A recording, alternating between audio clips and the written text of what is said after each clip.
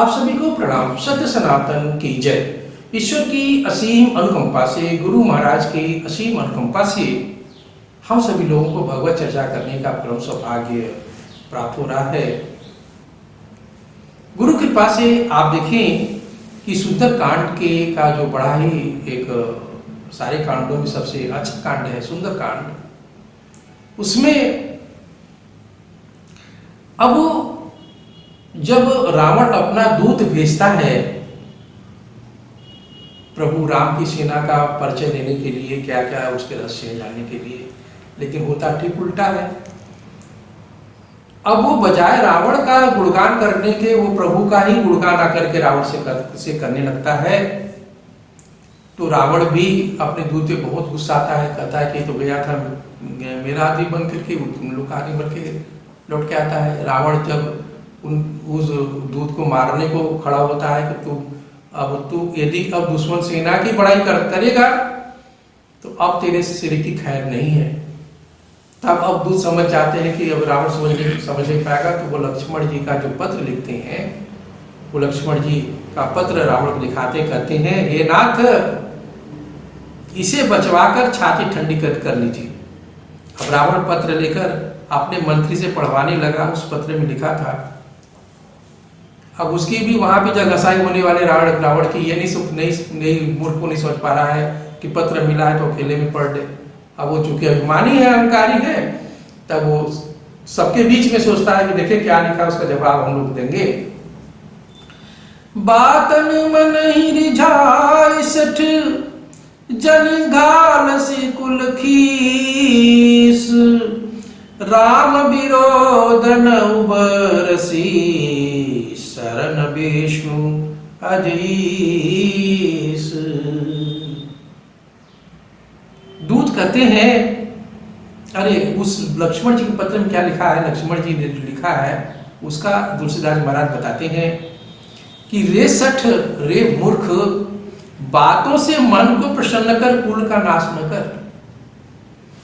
श्री राम जी के विरोध से बच नहीं सकता, चाहे तो उसका ब्रह्मा हो, विष्णु हो और महेश हो, वो उनकी शरण में क्यों न चला जाए तभी उसको काल नहीं बचा सकता, उसकी मृत्यु निश्चित है। हे रावण तू ऐसा कर, लक्ष्मण जी के पत्र में आगे लिखा हुआ है, हे रावण तू ऐसा कर कि जैसा तेरा भाई विभीषण प्रभु के चरण कमलों का भौरा बन चुका है, उसी तरह से तुम भी प्रभु के शरण में आ जा। श्री राम जी के अग्निवत बाणों में पड़कर अपने कुल सहित पतंग क्यों बन रहा है। ऐसा सुनकर के अब ये सभा के बीच में तो बात चल रही है, सारी सभा भयभीत हो जाती है, क्योंकि सभी लक्ष्मण जी को जानते भी थे कि यदि ये क्रोध में आ गए तो ये सारी पृथ्वी को तहस नहस कर सकते, उलट पड़ सकते हैं। लक्ष्मण जी के आगे कोई ठहर नहीं सकता था। अब रावण भी ये सुनकर के भयभीत, क्योंकि देखिए वो तो ज्ञानी है, आप सब लोग समझ रहे बातों को कि वो तो प्रभु का अवतरण तो वो जब समझ जाता है तो वो निर्णय तो ले लेता है कि यदि बच जाऊंगा तो पूरे लोक में मेरी जय जयकार होगी, और नहीं तो जीवन मरण के बंधन से मैं मुक्त हो जाऊंगा। ऐसा सुनकर के रावण भयभीत होता है, किंतु मुस्कुराकर कहता है, अब चूंकि अपने यहाँ मनोबल बढ़ाना है, कहता है कि देखो ये जो छोटा बड़ा भाई, तो बड़ा भाई छोटा भाई जो तपस्वी लक्ष्मण है, अब भूमि पर रह करके आकाश को छूना चाहता है। अब रावण के यहाँ एक बहुत अच्छा राक्षस था, शुक्र, इसका नाम है शुक्र, जो पहले बड़ा ज्ञानी मुनि था, किंतु अगस्त्य ऋषि के श्राप के कारण वो राक्षस हो गया था। उसने भी रावण को समझाते हुए कहा कि देखो रावण, हे राक्षस राज रावण, प्रभु श्री राम से बैर मत कीजिए, सीता जी को प्रभु को लौटा दीजिए, वह आपके सारे अपराधों को क्षमा कर देंगे। इतना सुनते ही रावण क्रोधित हो जाता है, वह शुक राक्षस को लात मारता है। शुक राक्षस उसको प्रणाम कर प्रभु श्री राम के चरण में शरणागत हो जाता है। प्रभु उसकी बातों को सुनते हैं और उसको भी अभयदान दे देते हैं, कहते हैं ठीक है तू भी मेरे पास रहो। इधर समुद्र, अब इधर देखिए एक कथा तो यह है कि सारी जो घटनाक्रम हो रही है वो समुद्र किनारे प्रभु श्री राम बैठे हैं, दूत आ जाता है तो दूत के क्रम में लक्ष्मण जी का पत्र वाला घटनाक्रम आपने सुना। अब आगे प्रभु श्री राम समुद्र से विनती करते हैं, विनय करते हैं, और करते करते 3 दिन बीत जाता है। तो क्या कहते हैं, विनयन मानति जलधि जड़ गए 3 दिन बीती, अब बोले राम सको पुतब भय बिन होई न प्रीति। अब थोड़ा सा गुस्सा आता है प्रभु को, कहते हैं लक्ष्मण जरा सा मेरा धनुष बाण लेके तो आ, लेके आ। अब ये नहीं मानेगा, अग्नि बाण में चढ़ाता हूं और सोख लेता हूं इसको, सारा अहंकार इसका दूर हो जाता है।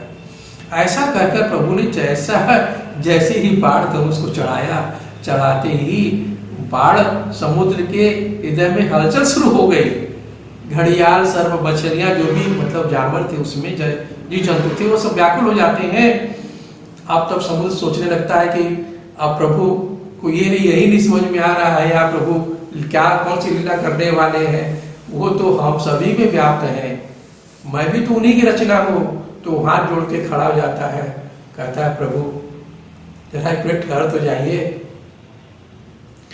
जिस ब्रह्मांड को आपने बनाया है उस ब्रह्मांड में क्षितिजल पावक अगर समीरा, उसमें से एक जल रूपी तो मैं आपका ही सेवक हूँ, आप ही के द्वारा बनाया हुआ हूँ, आप जैसा आज्ञा देंगे वैसा ही मैं करूंगा। तो भगवान में डूब जाते हैं।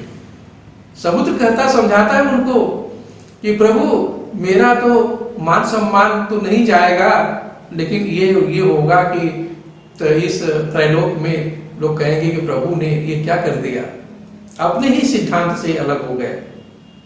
अब आगे देखिए कितना सुंदर हमारे सनातन संस्कृति में हर बात है कि बड़ी से बड़ी बातों को, बड़ी से बड़ी जो परेशानियां हैं उसका चुटकियों में बड़े ही अच्छे प्रकार से हल निकल जाता है। और अब आगे जो है समुद्र क्या करता है, ब्राह्मण वेश में का रूप धारण करके, ब्राह्मण वेश का धारण करके सुंदर सुंदर मणियों को थाल में सजवा करके प्रभु के सामने उपस्थित हो जाता है। कहता है हे नाथ मेरे अपराधों को क्षमा कीजिए।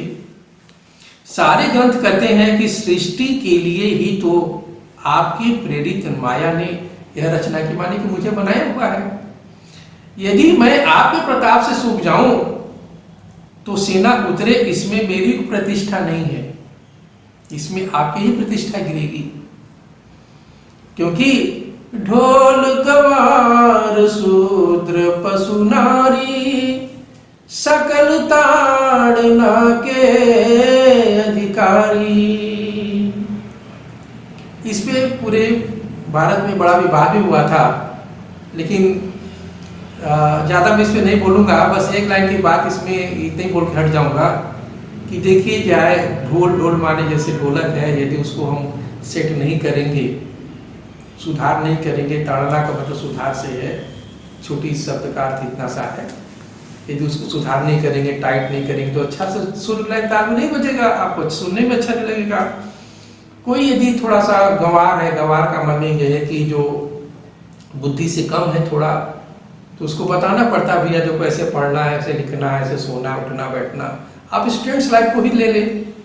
तीसरा है शूद्र। शूद्र का मतलब ये नहीं है कि वो किसी विशेष जाति में पैदा हुआ है। शूद्र का मतलब ये था कि अब आप समझे शूद्र माने वो भगवान के बहुत सन्निकट रहने वाला है। वो आप जरा सा विचार करें एक बात को कि यदि बड़े बड़े लोगों से कहा जाए क्या सड़क पे वो झाड़ू पोछा कर सकते हैं, घरों का बर्तन मांज सकते हैं? नहीं। लेकिन भगवान मिलने किसे जाते हैं? भिलनी से मिलने जाते हैं। और स्वयं वो पंपा सरोवर के पानी को शुद्ध करने के लिए अपने को भी छोटा बना के भिलनी को बड़ा कर देते हैं। तो शूद्र का मतलब है, कहीं न समझे, शूद्र का माने ये भी हो सकता है कि जो भगवान के बहुत सन्निकट है, जो सेवा कार्य से भरपूर है, वो शूद्र है। पशु यदि है तो पशु का आप समझ लें कि वो आपसे कुछ कहना नहीं, समझ रहे हैं आप कि उसको तो भाई देखिए रास्ते पे लाने के लिए, ले जाने के लिए थोड़ा सा हाँकना उकना पड़ता है। और नारी, हमारे भारतीय जो नारी की बात जहाँ तक आती है तो उसमें ये बात समझाने का प्रयास बार बार किया गया है कि परिवार शब्द जो होता है, उस परिवार में जो नारी है वो गृह लक्ष्मी है, वो परिवार को पूरा संभालती है। तो और पुरुष क्या करता है कि बाहर काम धाम करके उस परिवार में पैसा रुपया ले आता है, जो इससे वो परिवार चलता है। और वो बार बार नारी को समझाता है कि भैया देखो पैसे कम है, यहाँ से खर्च करना, वैसे खर्च करना, इस तरह की बातें हैं। लेकिन संकेत के माध्यम से जो बड़े बड़े ऋषि मुनि होते हैं, वेद पुराण तो संकेत के माध्यम से समझाते हैं। और यहाँ समुद्र यही बात प्रभु से कहता है। तो समुद्र की ऐसी बातें सुनकर कृपालु श्री राम जी ने मुस्कुराकर कहा, अब समुद्र तुम उपाय बताओ जिससे हम सभी उस पार जा सके। तुलसीदास जी महाराज कहते हैं, नाथ नील नल कपि दो भाई, लड़काई सियासिस पाई, तिनके परस किए गिरि भारी, तरी है जलधि प्रताप तुम्हारे। हे नाथ, नल और नील को बचपन में एक ऋषि ने आशीर्वाद दिया था कि तुम जिस भी पत्थर को स्पर्श करके उसको पानी में डालोगे तो पत्थर अपने आप तैरने लगेगा। फिर भी मैं आपके प्रताप को हृदय में धारण कर अपने शक्ति भर आपकी भी सहायता करूंगा। समुद्र समझाता है, कहता है नल नील की आप मदद ले लीजिए, और जैसे ही वो स्पर्श करके पत्थर को हमारे में डालेंगे, समुद्र में डालेंगे, पत्थर तैरने लगेगा। और आपकी कृपा से, आपका ध्यान करते हुए मैं भी सेतु बंधन में आपकी मदद करूंगा। फिर प्रभु श्री राम पूछते हैं कि अब देखो भैया ऐसा है समुद्र जी कि ये जो अग्नि बाण में चढ़ाया, अब मैं जो बाण में चढ़ा देता हूं तो उसका प्रभाव तो होगा ही। कि समुद्र कहता है कि प्रभु इस बाण को आप जो है मेरे उत्तर तटवासी में, अब देखिए दक्षिण में तो रावण है, अब यहां भी नहीं छुपा हुआ है। दक्षिण में तो रावण है, वो जानता है कि प्रभु की जो लीला चल रही है वो रावण को नष्ट करने के लिए है। तो अब सोचता है कि अग्नि बाणेंगे, उधर मारेंगे तो भी काम तो रावण का ही खत्म हो जाएगा। तो उधर नहीं करता, वो क्या करता है कि प्रभु आप ऐसा करिए कि अब इस बाण से जो मेरे उत्तर तटवासी हैं, वे सभी बड़े पापी और अधर्मी हैं, उनको मारिए। तब समुद्र के मन की पीड़ा सुनकर संग्राम में धीर प्रभु ने तुरंत ही उसकी व्यथा हर ली। समुद्र प्रभु के चरणों में सिर नवाकर चला जाता है, प्रणाम करके चला जाता है। अब आगे कथा आपको अगले एपिसोड में बताऊंगा। एक छोटा सा भजन। मेरा आपकी कृपा से सब काम हो रहा है, मेरा आपकी कृपा से सब काम हो रहा है।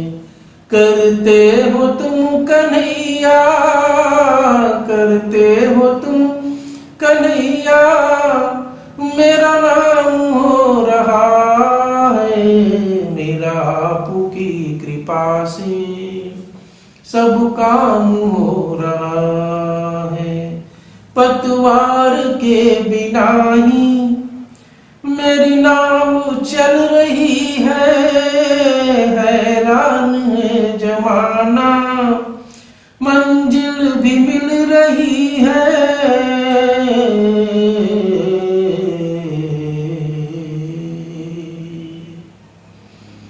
करता नहीं मैं कुछ भी भगवन, करता नहीं मैं कुछ भी, सब काम हो रहा है। करते हो तुम कन्हैया, करते हो तुम कन्हैया, मेरा नाम हो रहा है। मेरा आपकी कृपा से सब काम हो